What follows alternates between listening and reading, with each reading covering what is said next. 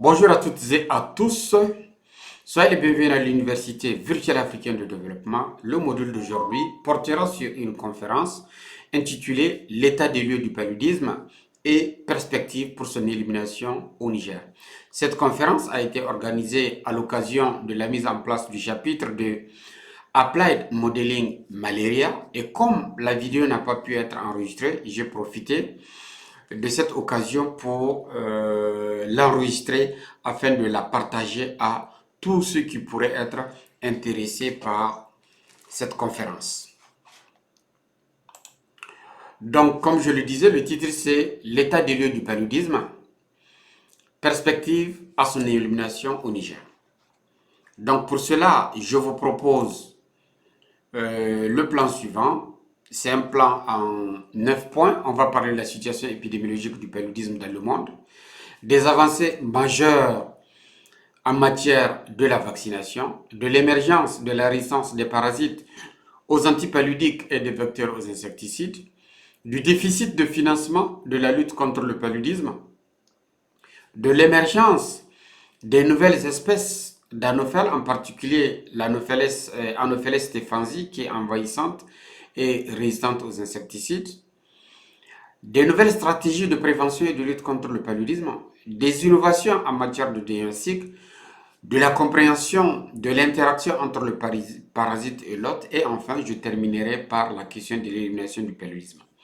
En gros, cette présentation va s'articuler autour de 4 points essentiels. Je vais commencer par une introduction. Après cela, je vais parler des différents challenges, autrement dit, des difficultés qu'on a dans le cadre de la lutte contre le paludisme, puis des alternatives, et enfin, je terminerai par la question de l'élimination du paludisme. Tout naturellement, en introduction, il faut dire que lorsqu'on parle du paludisme, il y a trois principaux stakeholders, autrement dit trois parties prenantes, à savoir un, l'anophèle femelle qui est le vecteur qui transmet le parasite qui est du genre Plasmodium, et enfin l'hôte qui est l'homme, qui quant à lui va manifester les signes cliniques de la maladie qui peuvent être soit non compliqués, soit sévères. Mais il y a un élément non des moindres, à savoir l'environnement dans lequel se trouvent ces trois parties prenantes. Et selon que vous soyez le long du fleuve à Niamey ou que vous soyez à Agadez, eh bien, vous ne serez pas dans les mêmes conditions pour manifester la maladie. L'environnement influe aussi bien pour le développement des vecteurs, mais aussi et surtout sur les conditions de vie de l'hôte, ce qui fera qu'il va influer de façon significative à la manifestation clinique de la maladie. Comme nous sommes à l'ère de la Boussanino, comme nous sommes à l'ère de Zanchankassani, je vais commencer à parler en langue, puisque le Hausa est devenu la langue officielle du Niger, pour dire que le paludisme se traduit cliniquement par deux formes, une forme non compliquée et une forme sévère. En Hausa, le paludisme est appelé Masasara Chizan Sobro, autrement dit la fièvre causée par la piqûre des moustiques, et en germain, on l'appelle Hemarizo. Eh bien, cette forme, c'est la forme non compliquée. Quant à la forme compliquée, on l'appelle en Hausa Higarwa, autrement dit l'emporté des eaux, car c'est une pathologie qui se manifeste le plus souvent durant la saison pluvieuse et on a l'impression que les enfants sont emportés. À l'occasion de cette pathologie, on réalise une scarification et lorsqu'on constate que l'enfant saigne, on dit qu'il vit et s'il ne saigne pas, on dit qu'il est décédé. Je suis personnellement un rescapé du paludisme et si vous regardez très bien, vous verrez au milieu de mon front cette scarification qui a été réalisée par ma chère mère. Je profite de l'occasion pour lui témoigner toute ma reconnaissance pour l'éducation et pour l'amour qu'elle n'a cessé de témoigner à notre égard. En germain, le paludisme sous sa forme grave est appelé kobi-kobi, qui est la forme convulsivante, autrement dit le neuropaludisme, car lors de cette convulsion, l'enfant a tendance à faire des mouvements désordonnés et c'est comme s'il donne l'impression qu'il veut taper les mains. Et en germain, le fait de taper les mains s'appelle kobi. Et on l'appelle aussi chura ou bien tchurchura, particulièrement le long du fleuve, et à Tilaberi, à Koutougou, du nom d'un génie, d'un oiseau qui emporterait les enfants. Je ne terminerai pas ce rappel linguistique sans parler de la maison de Tezerguede qui se trouve à Zender, qui est une maison où on vend de l'artémisinien afra, que nos parents Touareg appellent Tezerguede, et qui est emporté de la région d'Agadez pour l'amener un peu plus au sud où il y a beaucoup plus de pathologies, plus précisément le paludisme. Et en retour, ces caravaniers vont retourner avec des graines de mil. Eh bien, parmi les produits qui sont échangés et qui sont vendus, il y a l'artémisinia afra qu'on appelle Tezerguede et qui traditionnellement on utilise en infusion, en association avec un peu de citron pour non seulement empêcher le vomissement, mais aussi et surtout traiter le paludisme. C'est l'occasion vraiment de rappeler aux uns et aux autres que depuis la nuit des temps, on utilise l'artémisinia annua pour traiter le paludisme en Afrique. Et de nos jours, on constate bien certains Chinois qui viennent payer l'artémisinia annua séchée, très certainement pour aller l'utiliser en industrie en extrayant les principes actifs, entre autres la dihydroartémisinine, et ensuite on peut synthétiser l'artésunate qui est le sel ou l'artéméter qui est l'éther, et qui sont utilisés dans les combinaisons thérapeutiques à base d'artémisinine telles que l'artéméter de béphantrine, l'artésunate amodiaquine, la dihydroartémisinine pipéraquine, la sulfadoxine pyrimétamine plus artésunate ou bien l'artésunate pyronaridine. Ceci étant, nous revenons à nos mots étant pour rappeler que le paludisme, malgré une situation épidémiologique toujours préoccupante, il faut dire que la paludologie est en constante évolution. Et il y a des avancées significatives qui ont été réalisées en matière de stratégie de lutte contre le paludisme. Selon le rapport sur le paludisme dans le monde de l'Organisation mondiale de la santé de 2024, eh bien, 263 millions de cas ont été notifiés dans le monde, avec malheureusement 597 000 décès qui sont attribuables au paludisme. S'il faut comparer l'incidence du paludisme entre l'année 2022 et l'année 2023, il faut dire qu'il y a environ 11 millions de cas supplémentaires qui ont été notifiés et il y a presque le même nombre de décès. Autrement dit, autour de 597 000 décès.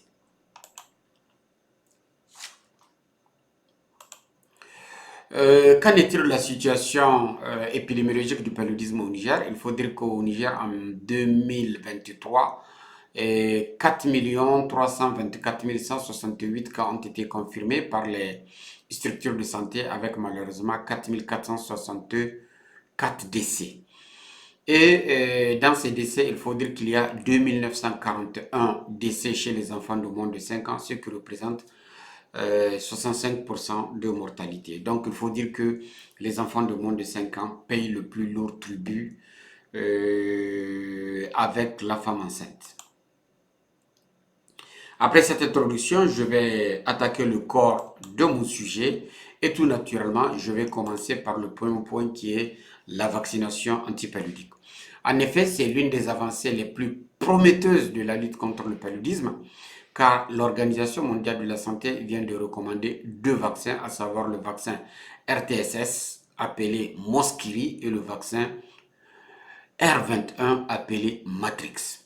En effet, l'OMS recommande l'utilisation généralisée de ces vaccins chez les enfants de moins de 5 ans dans les zones à transmission modérée et dans les zones à forte transmission du paludisme.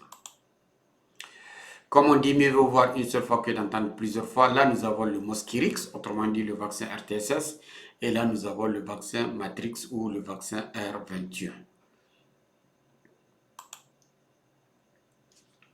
Le RTSS est déployé depuis 2021. Il a montré une réduction significative de la morbidité et de la mortalité attribuable au palu dans les zones où il est utilisé. Et il y a plus de 20 millions de doses qui ont été livrées dans 20 pays depuis janvier 2024. Quant au vaccin R21 ou le Matrix, il a été validé par l'Organisation mondiale de la santé en 2023, soit 2 ans après la validation du premier. Il est efficace à 77% et est également recommandé chez les enfants à risque. Toujours dans le cadre de la vaccination contre le paludisme, il faut dire que de nouvelles approches des vaccinations sont actuellement en cours dans les pays d'endémie palustre, comme le Mali, qui expérimente des approches hybrides de vaccination combinant des doses basées sur l'âge, mais aussi combinant des doses basées sur la saison. Autrement dit, on peut décider de vacciner les enfants, surtout durant la période de forte transmission, qui est la saison des pluies, au cours de laquelle les enfants sont beaucoup plus exposés aux piqûres du moustique et avec des doses variant de 1 dose à 4 doses.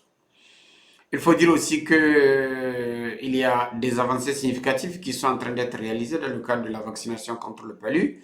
En effet, des sociétés ou des entreprises comme BioNTech explorent le développement de vaccins antipaludiques basés sur les acides nucléiques, en particulier l'ARN messager.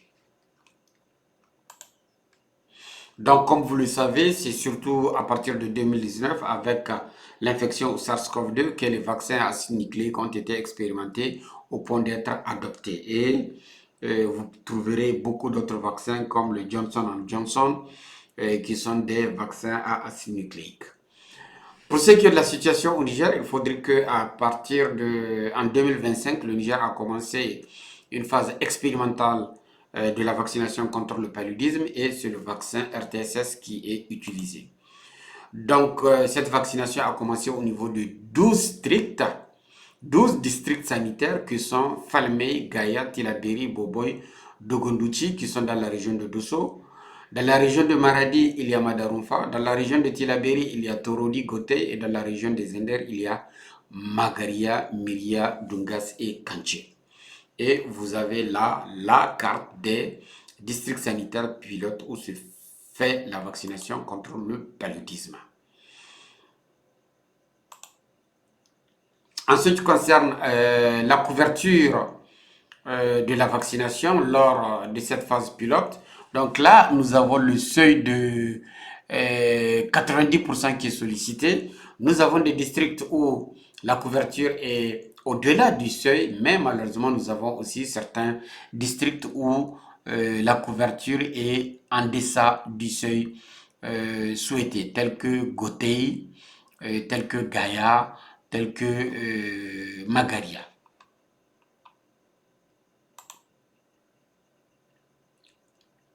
Donc là, ce sont les résultats globaux de la couverture vaccinale de la phase pilote. Je ne vais pas m'attarder, mais sinon, le résumé de la conclusion se trouve en bas du document.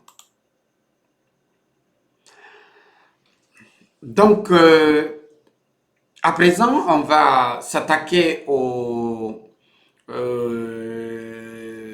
challenge de la vaccination anti-palu pour dire que pour l'instant, après la phase pilote, il faudrait passer à l'échelle.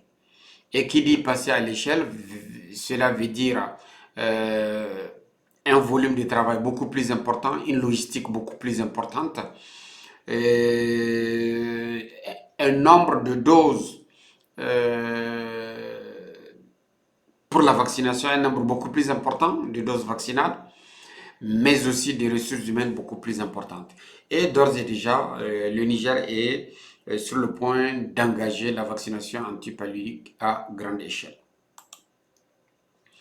Eh bien, le deuxième challenge auquel on est confronté dans le cadre de la lutte contre le paludisme, c'est la résistance du parasite aux antipaludiques et des vecteurs aux insecticides. Donc, je vais dans un premier instant parler de la résistance du parasite aux antipaludiques et secondairement, je parlerai de la résistance du vecteur aux insecticides. Il faut dire que la résistance aux antipaludiques est un défi persistant qui nécessite une surveillance constante. En effet, de plus en plus, on observe une résistance des souches de Plasmodium falciparum aux combinaisons thérapeutiques à base d'artémisinine. Or, comme vous le savez, ce sont les combinaisons thérapeutiques à base d'artémisinine qui sont utilisées en première intention pour la prise en charge du paludisme non compliqué. C'est surtout des combinaisons comme l'artéméthor-lumefantrine, l'artésunate amodiaquine, la dihydroartémisine piperakine, la sulfadoxine pyrimétamine plus l'artésunate, vous trouverez cela en pharmacie, mais cela n'est pas utilisé pour la simple raison que la sulfadoxine pyrimétamine est utilisée dans le cadre du traitement préventif intermittent chez la femme enceinte, mais aussi cette combinaison est utilisée dans le cadre de la prévention du paludisme saisonnier en combinaison avec l'amodiaquine. Et enfin, la dernière combinaison, c'est l'artésunate pyronaridine ou le Pyramax qui est actuellement en phase d'essai. Donc, des souches résistantes à ces combinaisons sont observées particulièrement dans les pays de l'Asie du Sud-Est comme la Thaïlande, le Cambodge, mais de plus en plus en Afrique, dans des pays comme le Rwanda, on a commencé à observer des souches dont la sensibilité a baissé. Là, nous avons une figure qui nous montre l'histoire naturelle de la résistance aux antipaludiques et nous constatons qu'il y a une résistance généralisée à pratiquement toutes les classes d'antipaludiques. Eh bien, la première molécule à observer des signes de faiblesse, c'est la chloroquine, qui a été synthétisée par Andersack dans les années 1945 au sortir de la Deuxième Guerre mondiale et dès l'année 1959, l'Organisation mondiale de la santé a commencé à observer des résistantes à partir de deux foyers, un en Amérique latine qui est la Colombie et l'autre en Asie du Sud-Est qui est le Cambodge. À partir de ces deux foyers originels, eh bien, la résistance aux antipaludiques s'est étendue sous forme de taches d'huile pour arriver en Afrique via le canal du Mozambique dans les années 1978. Et à partir de l'année 2005, il faut dire que la résistance des souches de Plasmodium falciparum à la chloroquine est généralisée, si bien que cette résistance a été multipliée par un facteur de 2 voire 2,5. Et c'est ce qui a conduit l'Organisation mondiale de la santé à recommander les ACT à la place de la chloroquine. Il faut dire que pour ce qui est de la sulfadoxine pyrimétamine, la résistance est apparue beaucoup plus rapidement car la SP a été synthétisée dans les années 1965 et dès 1967, autrement dit 2 ans après son utilisation, on a observé une résistance à la combinaison comprenant un sulfamide qui est la sulfadoxine et un 2,4-diaminopyrimidine qui est la pyrimétamine. Et de nos jours, on observe une résistance même aux combinaisons thérapeutiques à base d'artémisinine telles que la dihydroartémisinine piperakine ou l'artéméthor-lumefantrine, particulièrement en Asie du Sud-Est. Qu'en est-il de la situation de la résistance des parasites aux antipaludiques? Il faudrait dire que le Centre de recherche médicale et sanitaire, en collaboration avec le Programme national de lutte contre le paludisme, conduit régulièrement des études d'efficacité thérapeutique. Eh bien, c'est ainsi qu'en 2017, 2020, 2022, 2024, des études ont été réalisées pour évaluer la sensibilité des souches de Plasmodium falciparum à l'artéméthor-lumefantrine au niveau des sites sentinelles du Programme national de lutte contre le paludisme. Eh bien, toutes ces études ont été vulgarisées et je vous présente les résultats de l'étude de 2020 qui a été publiée dans Malaria Journal. Les résultats de l'étude de l'année 2022 aussi, qui font l'objet de la thèse de Idrissa Yacouba, du Programme national de lutte contre le paludisme. Quant aux données de 2024, ces données sont actuellement en rédaction et nous ne tarderons pas à soumettre l'article pour l'évaluation de l'étude de 2024 financée par PMI. Eh bien, pour ce qui est des résultats de l'année 2020, il faut dire qu'on a observé une réponse clinique et parasitologique adéquate de 97,05% au niveau du site d'Agadez, 92,18% au niveau du site de Tessawa et enfin 98,87% à Gaïa. Il faut dire qu'en dehors du site de Tessawa, toutes les réponses cliniques et parasitologiques adéquates sont au-delà du seuil de 95% de bonnes réponses recommandées par l'Organisation mondiale de la santé. Ceci pour dire que pour l'instant, il n'y a pas de résistance aux ACT au Niger. Pour ce qui est des études de 2022, nous avons une réponse clinique et parasitologique adéquate de 97,25%. Donc, parallèlement aux études d'efficacité thérapeutique, nous conduisons aussi des études moléculaires pour essayer de voir quelles sont les mutations qui sont sélectionnées par le traitement. Et comme vous le savez, le gène K13 propeller fait l'objet de sélection par la pression médicamenteuse de l'artémisinine. Et à ce niveau, dans nos échantillons, nous avons constaté que la mutation au niveau du codon 659 où l'alanine est remplacée par la glycine est sélectionnée par le traitement à l'artésunate amodiaquine. Quant à la molécule artémétère lumefantrine, elle n'a pas sélectionné de mutant. Donc on peut dire que la mutation au niveau du codon 659 où l'alanine est remplacée par la glycine peut être associée à la résistance à l'artémisine, c'est les souches de Plasmodium falciparum. Car cette mutation a été observée chez les patients ayant fait l'objet d'un échec thérapeutique. Et par la technique de biologie moléculaire, nous avons pu montrer que c'est la même chose à J0 et c'est la même souche à J-échec en étudiant le polymorphisme génétique des souches en utilisant le marqueur MSP1 et MSP2, autrement dit mérozoïte surface protéine, qui est une protéine qui se trouve à la surface des mérozoïtes et qui peut être utilisée pour l'étude du polymorphisme génétique des souches. Là, nous avons le Pyramax, qui est l'artésunate pyronaridine, qui est actuellement en cours d'étude par l'équipe du professeur Eric Adeoussi au niveau de l'Institut de médecine tropicale. Donc, je profite de l'occasion pour dire bonsoir à notre cher collaborateur et en lui disant de persévérer. Je suis au niveau des challenges qu'on observe chez le parasite. Un autre challenge, c'est celui de la délétion du gène HRP2 et HRP3. HRP2, c'est histidine rich protein. En effet, c'est un antigène qu'on observe à la surface des parasites, plus précisément à la surface du plasmodium. Eh bien, cet antigène est utilisé pour la fabrication des tests de diagnostic rapide pour la mise en évidence des souches de Plasmodium falciparum chez les patients. Toutefois, le parasite a commencé à muter au niveau du gène gouvernant cet antigène de surface, si bien que nos tests de diagnostic rapide sont de plus en plus obsolètes. Et c'est ainsi que des parasites mutants ont été signalés au niveau de 41 pays, soulignant l'importance de développer des nouveaux tests de diagnostic qui peuvent échapper à ce problème de délétion. Donc pour cela, il faudrait soit avoir un autre marqueur qui n'est pas de l'histidine riche protéine, ou bien trouver un autre moyen qui permet de contourner cette délétion. Il faut dire qu'actuellement, nous avons conduit une étude pour essayer de voir quelle est la prévalence de la délétion du gène HRP2 et HRP3 au Niger.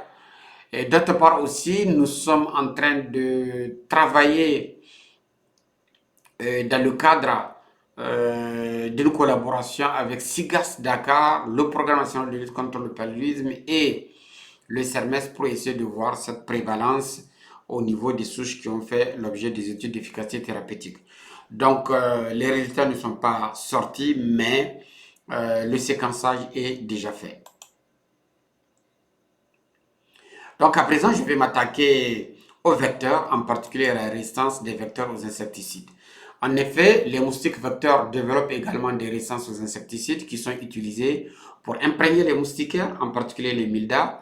Les insecticides qui sont utilisés dans la PID, autrement dit la pulvérisation intradomiciliaire d'insecticides, mais aussi dans la lutte anti-larvaire. Donc, ce qui rend inopérant les stratégies de lutte antivectorielle, en particulier l'imprégnation des moustiquaires, la PID et la lutte anti-larvaire. Le programme national de lutte contre le paludisme a bénéficié de deux projets, à savoir le projet VectorLink et le projet Evolve, pour conduire des activités de bionomie et des activités de résistance aux insecticides. Et c'est ainsi que nous évaluons régulièrement la sensibilité des vecteurs aux insecticides.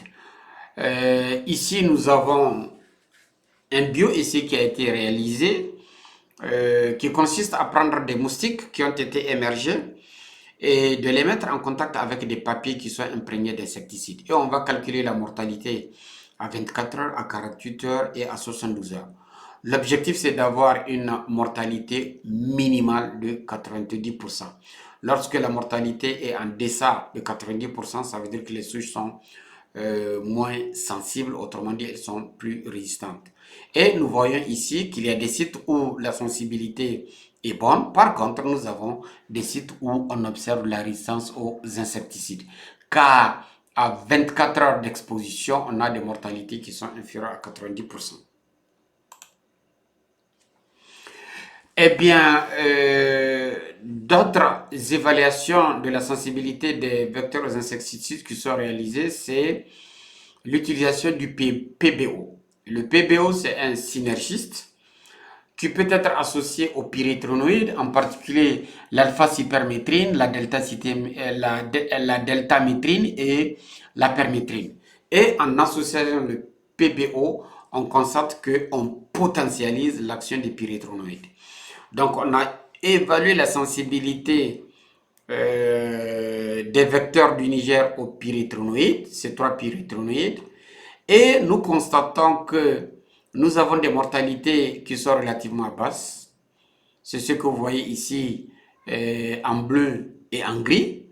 Par contre, lorsqu'on associe ces pyréthrinoïdes au PBO, nous constatons que nous avons des mortalités beaucoup plus importantes. Donc, cela veut dire qu'on arrive à renverser la sensibilité des vecteurs aux insecticides en associant les pyréthrinoïdes au PBO. Donc, il faut dire aussi que dans le cadre des vecteurs, au même titre que dans le cadre du parasite, il y a des marqueurs moléculaires qui sont associés à la résistance aux insecticides. Pour ce qui est des parasites, même si j'ai dépassé, je vais rappeler quand même certains marqueurs qui sont très importants. C'est ainsi que le CRT est associé à la résistance à la chloroquine. Le DHFR est associé à la résistance à la pyrimétamine. Le DHPS est associé à la résistance au sulfamide. Le K13-properler est associé à la résistance à l'artémisinine et le MDR est associé à la résistance à l'amodiaquine. Donc, dans le cas des vecteurs, c'est surtout le gène KDR au niveau de son allèle ouest, autrement dit observé en Afrique de l'Ouest, mais aussi le KDR au niveau de son allèle observé au niveau de l'Afrique de l'Est. Il y a aussi le marqueur IC1. Le KDR est un gène associé à la résistance aux pyréthrinoïdes. Et nous constatons les prévalences qui sont en vert pour le KDR ouest, en rouge pour le KDR est. Et nous avons des prévalences quand même qui sont de plus en plus importantes, pouvant aller jusqu'à 80%, plus de 85% pour ce qui est de la mutation observée en Afrique de l'Est. Et pour la mutation observée en Afrique de l'Ouest, nous avons en tout cas des prévalences supérieures à 50%. Parmi les défis, il y a le défi du financement de la lutte contre le paludisme. Il faut dire quand même que malgré les difficultés, il y a eu une augmentation régulière du financement de la lutte contre le paludisme, ayant atteint ou ayant culminé 4,1 milliards de dollars en 2023. Et avec les différents partenaires que sont le financement des gouvernements des pays endémiques, le Fonds mondial, donc la participation des pays, c'est ce qui est en rose. Le Fonds mondial, c'est ce qui est en bleu. Nous constatons la coopération bilatérale, ce qu'il y a ici, en couleur jaune, mais aussi nous pouvons constater que la Banque mondiale intervient aussi dans le cadre du financement de la lutte contre le paludisme. Mais malgré tout cela, il faut dire qu'il y a un déficit du financement avec un gap de 3,7 milliards de dollars. En effet, le besoin de financement est estimé à 9,3 milliards de dollars en 2025, alors que on arrive à mobiliser 4,1 milliards de dollars.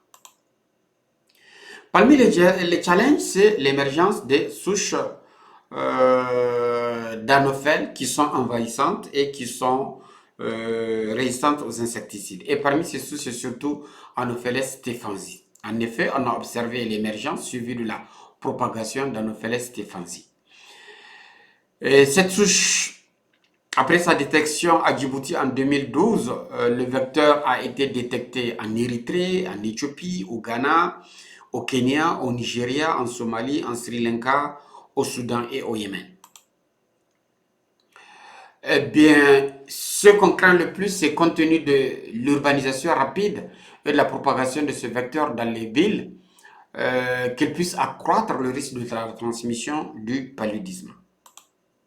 D'ailleurs, on a observé dans certains pays qu'après l'apparition d'Anopheles stephensi, on a observé une flambée de l'incidence du paludisme, voire même une épidémie.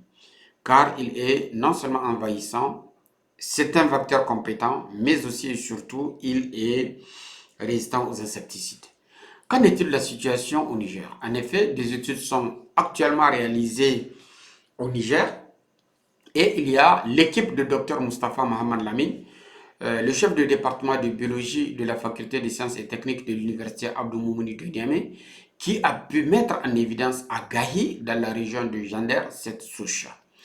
Eh bien, d'autres projets vont voir le jour dans un futur proche, entre autres le rôle d'Anopheles stephensi dans la transmission du paludisme, la dynamique spatio-temporelle d'Anopheles stephensi, l'impact d'Anopheles stephensi sur l'incidence du paludisme, la sensibilité d'Anopheles stephensi aux insecticides, en particulier les pyrethronoïdes, qui sont couramment utilisés pour imprégner les moustiquaires, et enfin, analyser s'il y a des risques de flambée ou d'épidémie qui seraient associés à Anopheles stephensi.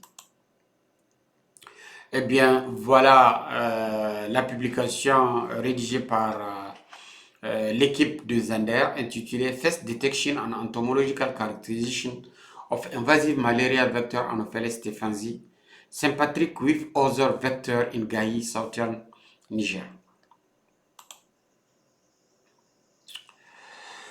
Donc, à présent, nous allons penser aux nouvelles stratégies pour dire que la lutte contre le paludisme n'est pas que triste, il y a aussi des très bonnes nouvelles. Donc, ça veut dire, après ces challenges, maintenant, je vais parler des différentes alternatives qu'il y a dans le cadre de la lutte contre le paludisme. Car face aux défis, de nouvelles approches ont été mises au point, telles que des moustiquaires imprégnés, mais cette fois-ci des moustiquaires innovantes, des techniques de gene drive qui consistent à modifier la dynamique des populations des vecteurs, des techniques d'appât sucré pour attirer et tuer des moustiques, des techniques de traitement préventif intermittent et des techniques de chimioprévention du paludisme saisonnier. Je vais prendre chacun de ces points, parler de sa situation à l'échelle mondiale et faire le point sur la situation au Niger. Il faut dire que des moustiquaires imprégnés de pyrethroïdes et de PBO, le PBO c'est le butoxyde de pipérone, comme je le disais, un synergiste au pyrethronoïde. Donc de la même façon que on a mis au point des combinaisons thérapeutiques à base d'artémisinine pour faire face à la résistance du Plasmodium falciparum aux antipaludiques, eh bien on commence à faire des combinaisons de pyrethronoïdes au butoxyde de pipérone afin de faire face à la résistance des vecteurs aux insecticides. Eh bien, ces moustiquaires PBO sont recommandés par l'Organisation mondiale de la santé dans les zones où les vecteurs ont développé une résistance aux pyréthrinoïdes. Qu'en est-il de la situation au Niger? Il faudrait dire que la dernière distribution au Niger date du 11 septembre 2024 où il y a eu une distribution gratuite de moustiquaires imprégnés au niveau de... Le lancement a été fait à Maradi. Et là, nous voyons des agents de santé qui sont en train de convoyer les ballots au niveau des points de distribution. La deuxième technique, c'est la technique qu'on appelle de forçage génétique. En effet, des recherches sont menées sur des approches de forçage génétique pour modifier la population du moustique et les rendre moins aptes à transmettre le plasmodium. C'est ainsi que il y a des techniques qui utilisent Microsporidium MB, qui a la faculté, qui est un microbiote et qui a la faculté de bloquer la transmission du Plasmodium falciparum. Il y a des techniques qui utilisent le Wolbachia. Le Wolbachia, c'est une bactérie qui a la capacité de tuer le vecteur et par conséquent de réduire la transmission et consécutivement l'incidence du paludisme, et d'autres gènes létaux qu'on peut insérer dans le patrimoine génétique de ces moustiques et réduire leur longévité en les tuant. Donc, je vais très brièvement parler un peu du projet Wolbachia. En effet, lorsque nous avons des moustiques mâles et femelles, si le mâle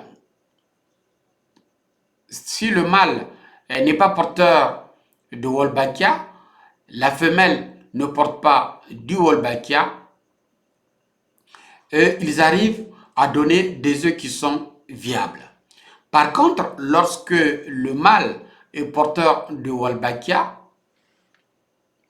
lorsque le mâle est porteur de Wolbachia et que la femelle ne porte pas de Wolbachia, eh bien les descendants, autrement dit les œufs ne sont pas viables.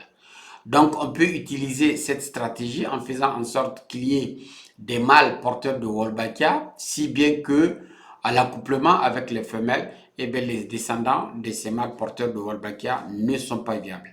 Cette stratégie, pour l'instant, n'est pas utilisée au Niger, mais je pense qu'au Burkina, au centre Miraz, il y a des études qui se font. Par contre, au Niger, on a pu identifier des vecteurs, en particulier Anopheles colusi, qui portent du Microsporidium MB. Et le Microsporidium MB, il bloque la transmission du paludisme, du plasmodium. Donc, on peut espérer mettre en œuvre cette lutte biologique dans l'optique de réduire la transmission du paludisme.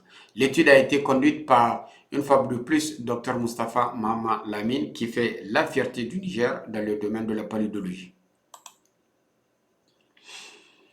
La troisième stratégie, ce sont les appâts sucrés pour les moustiques. En effet, des appâts sucrés peuvent être conçus pour attirer et tuer les moustiques. Pour l'instant, cette stratégie n'est pas appliquée au Niger, mais il y a un projet qui est actuellement en rédaction dans l'optique de faire des appâts sucrés qui vont les attirer et qui vont les tuer. La quatrième stratégie, c'est le traitement préventif intermittent chez la femme enceinte. En effet, l'utilisation de la sulfadoxine pyrimétamine reste efficace pour améliorer les issues de grossesse dans les zones endémiques. Le traitement préventif intermittent permet de prévenir le paludisme chez la femme enceinte. Il permet aussi de prévenir le paludisme congénital, qu'il soit sous sa forme infection ou sous sa forme maladie. En ce qui concerne au Niger, la couverture du traitement préventif intermittent 3 doses est d'environ 42%. Il faut dire que l'Organisation mondiale de la santé recommande l'utilisation de l'ASP dès le 3e mois. Dès qu'on observe les premiers mouvements fœtaux, on peut l'utiliser à chaque visite médicale de la femme. Si bien que la femme peut bénéficier jusqu'à 4 traitements préventifs intermittents avant son accouchement. La chimio-prévention du paludisme saisonnier, quant à elle, c'est une stratégie qui a été recommandée par l'Organisation mondiale de la santé à partir de l'année 2012.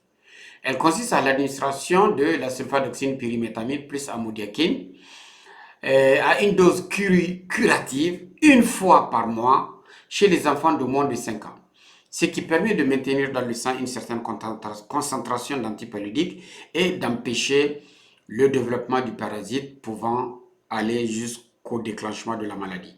Car comme vous le savez, le paludisme, c'est une pathologie de portage. Il y a ce qu'on appelle la phase du portage asymptomatique. Autrement dit, les enfants ont le parasite dans le sang, mais ils ne sont pas malades. Eh bien, ces parasites vont se développer et à partir d'un certain seuil, ils vont basculer de la phase asymptomatique à la phase clinique qui se traduit par la fièvre. Eh bien, cette administration de la SP permet de maintenir une certaine concentration dans le sang et d'empêcher les enfants d'être malades. Des études ont été réalisées par l'Organisation mondiale de la santé et ont montré qu'il y a une réduction significative de la morbidité attribuable au paludisme avec la SP pouvant aller jusqu'à 90%. Et on peut aussi réduire de façon significative la mortalité jusqu'à 42%. Pour ce qui est de la situation au Niger, il faudrait dire qu'au Niger, l'ASP a été mise en œuvre en phase pilote et actuellement elle est en échelle. Et nous avons eu l'opportunité de bénéficier d'un financement de l'UNITED d'environ 165 millions, ce qui nous a permis de réaliser plusieurs études et dont au moins 12 publications et autant d'encadrements de thèses. C'est ainsi que nous avons évalué l'efficacité de la TPI dans la prévention du paludisme. Nous avons fait l'étude de couverture de la TPI, de la TPI de la CPS.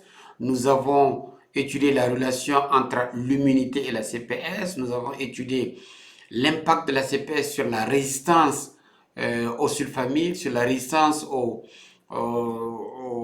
à la pyrimétamine.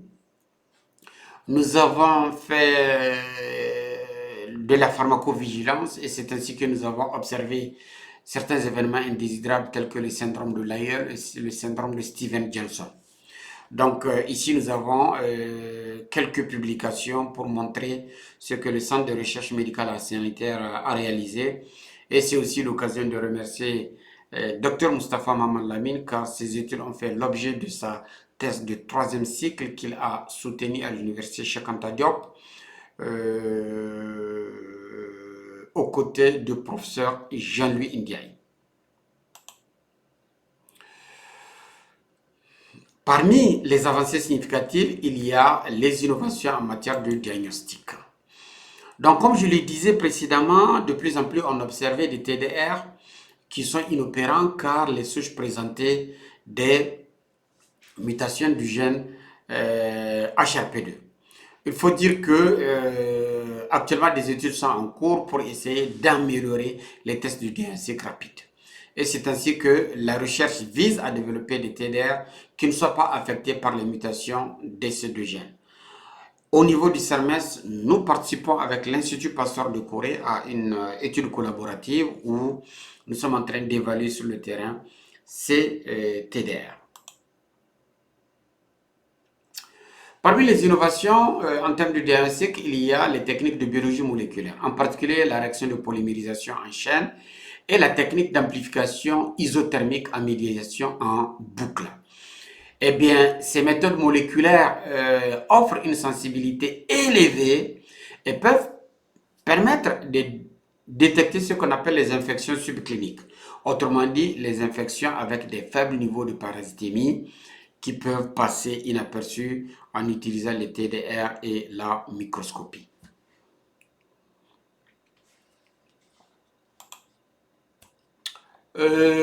Parmi les innovations, c'est la compréhension du rôle du Plasmodium vivax. En effet, pendant longtemps, on a pensé que le Plasmodium vivax était surtout focalisé en Asie du Sud-Est et qu'en Afrique, les populations mélanodermes, du fait du gène Buffy, autant pour moi, ne peuvent pas être infectées par Plasmodium vivax. Erreur. En effet, des études récentes ont montré au Sénégal, en Mauritanie et même au Niger qu'on peut observer des prévalences aussi importantes d'infections à Plasmodium vivax. C'est ainsi que on a observé à Zender, eh bien, un portage de 38% de Plasmodium malariae et de 10% de Plasmodium vivax. Si j'associe ces deux, ça fait environ 40 plus 10, ça fait 50, ou plus précisément 48. Donc ça veut dire qu'il y a environ 52% d'infections à Plasmodium falciparum et il y a environ 48% d'infections à des souches non falciparum. Ce qui nécessite pour le programme national de lutte contre le paludisme de commencer à réfléchir sur les outils de diagnostic qui sont mis en place au niveau des structures de santé. Car il faut cette fois-ci des TDR qui permettent de mettre en évidence des souches non falciparum. Car si on utilise des souches qui n'identifient que le falciparum, ça veut dire qu'on va passer à côté de presque 50% des patients impaludés. Le dernier point et non des moindres, c'est l'étude de l'interaction entre l'hôte et le parasite. Il faut dire que la recherche fondamentale pour la compréhension de l'interaction hôte-parasite révèle de nouveaux mécanismes. En effet, des stratégies de déplacement du parasite, des découvertes récentes ont éclairé les mécanismes par lesquels le plasmodium se déplace et infecte la cellule hôte. Comme vous le savez, le plasmodium il fait partie des apicomplexa et les apicomplexa, leur particularité c'est d'avoir un organite spécifique qui permet l'invasion cellulaire. Et cet organite est composé par des vésicules contenant des enzymes comme des rhoptries, mais aussi des filaments actifs comme ceux de l'actine qui interviennent dans la fusion des membranes des cellules infectées avec la membrane cytoplasmique du plasmodium et l'invagination du parasite, soit dans les hépatocytes lors de la phase hépatocytaire, soit dans les globules rouges lors de la phase érythrocytaire. Donc, il faut dire que la compréhension des processus d'invasion des cellules hôtes et de la différenciation sexuelle du parasite est essentielle pour développer de nouvelles cibles thérapeutiques. La recherche se penche sur les raisons pour lesquelles les globules rouges parasités s'accumulent aussi dans les vaisseaux sanguins en créant ce qu'on appelle des obstructions, en créant des ischémies, ce qui est responsable le plus souvent de la forme cérébrale du paludisme. À ce niveau, c'est l'occasion de remercier notre maître qui a le plus travaillé sur les CNOPS et qui est aujourd'hui à la tête de Malaria Journal. À présent, je vais m'attaquer au dernier point de la présentation qui est celui de l'élimination du paludisme. Il faut dire que l'élimination du paludisme elle est caractérisée par l'interruption permanente de la transmission locale du paludisme. Autrement dit, c'est une baisse à zéro incidence de l'infection paludistre dans une zone géographique bien déterminée. Il faut bien distinguer que l'élimination du paludisme est différente de l'éradication du paludisme. L'éradication du paludisme, c'est l'élimination du paludisme pour toujours et de façon globale, à l'échelle du monde entier. Eh bien, je pense que à l'échelle du monde, il n'y a pas beaucoup de maladies qui ont été éradiquées. Dans le cadre de la médecine humaine, il y a la peste bovine. Et dans le cadre de la médecine humaine, je pense qu'il n'y a que la variole qui a été éliminée, la variole humaine. Dans le cas de la médecine vétérinaire, je pense qu'il y a la deuxième, c'est la vaccine, autrement dit la variole bovine. Donc, la médecine vétérinaire est parvenue à éradiquer deux pathologies, alors qu'en médecine humaine, il y a une qui est éradiquée.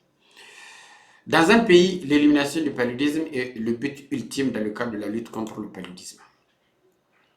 Eh bien, il faut dire qu'entre 2023 et 2024, des progrès notables ont été réalisés dans l'élimination du paludisme. En effet, le nombre de pays où le paludisme est endémique est passé de 85 en 2002 à 83. Et ce, pour la simple raison qu'il y a deux pays, à savoir le Timor et l'Arabie Saoudite, qui sont parvenus à éliminer le paludisme. Donc, il y a deux pays de moins. Il faut dire aussi qu'en outre, en 2024, il y a un total de 26 pays qui étaient endémiques en 2022 et qui sont parvenus à déclarer 0 cas pendant 3 années consécutives. Donc, il faudrait passer cela pour confirmer pour avoir la certification. Il faudrait au moins 3 ans, 100 cas pour avoir la certification de l'Organisation mondiale de la santé. Il faut dire que des progrès ont été réalisés dans le cadre de la lutte contre le paludisme dans de nombreux pays. En novembre 2023, il faut dire que dans les 83 pays où le paludisme est endémique, 25 déclarent 10 cas ou moins de 10 cas. Et en 2000, seuls 4 pays déclaraient 10 cas et moins de 10 cas, ou moins de 10 cas. Donc ça veut dire qu'il y a de plus en plus de pays qui sont en train d'aller vers, au-delà du contrôle, pour aller vers la préélimination du paludisme. Donc en 2023, il faut dire Azerbaïdjan, Cap-Verde, le Tadjikistan ont été certifiés exempts du paludisme. Et en 2024, l'Égypte est aussi déclaré pays exempt du paludisme et devient le 3e pays de la zone OMS de la Méditerranée où il n'y a pas le paludisme, au même titre que l'Algérie et le Maroc. Il faut dire que l'élimination du paludisme passe par 4 phases, que sont la phase de contrôle, la phase de préélimination, la phase d'élimination et enfin la phase de prévention de la réintroduction du paludisme. Car une chose est de l'éliminer, mais une autre est de prévenir la réintroduction de la maladie. Donc voilà les différentes étapes. La première étape, c'est l'étape du contrôle. Lorsque nous avons une prévalence en population générale qui est inférieure à 5% au niveau sérologique, on passe en phase de préélimination. Et lorsque nous avons une incidence inférieure à 1 cas pour 1000 personnes, nous sommes en élimination. Et lorsque nous faisons 3 ans sans un cas autochtone, eh bien, on peut bénéficier de la certification de l'Organisation mondiale de la santé. Eh bien, il faut dire que l'Organisation mondiale de la santé a rédigé une stratégie technique mondiale de lutte contre le paludisme allant de l'année 2016 à 2030. Et bien, cette stratégie technique mondiale est basée sur 3 piliers et 2 éléments d'appui.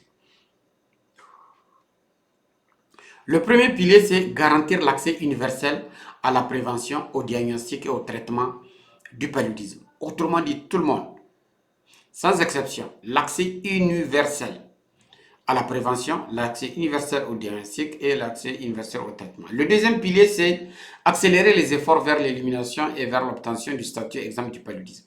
Et enfin, le troisième pilier, c'est faire de la surveillance du paludisme une intervention de base. Parmi les éléments d'appui, le premier appui, c'est de mettre à profit l'innovation et le développement de la recherche. Ce qui montre une fois de plus l'importance de la recherche et les programmes nationaux de lutte contre le paludisme doivent faire des efforts pour conduire des recherches de pointe, des recherches de qualité, des recherches valides afin de savoir à quel niveau ils sont dans le cadre de la lutte. Le deuxième élément d'appui, c'est favoriser un environnement propice. Eh bien, cet élément est très important. Lors de la triptyque des parties prenantes du paludisme, j'ai dit que l'un des éléments et l'un des mondes, c'est l'environnement. En effet, tant que nous n'arrivons pas à assainir notre environnement et à le contrôler, il serait difficile de contrôler le paludisme. Et d'ailleurs, c'est ce qui me fait dire que l'élimination du paludisme ira de pair avec le développement économique de nos nations. C'est lorsque nous allons maîtriser et avoir un environnement viable que le paludisme va reculer. Eh bien, si il faut comparer aujourd'hui Saga au quartier Plateau, très certainement la transmission du paludisme sera beaucoup plus importante à Saga ou aux Pays-Bas ou à Gamkale qu'à un quartier comme le Plateau. Pour la simple raison que le niveau de développement économique n'est pas le même, la proximité du fleuve n'est pas la même et tous ces facteurs environnementaux influent sur la transmission du paludisme. Sur cette carte, nous avons en rouge les zones dans lesquelles le paludisme est contrôlé.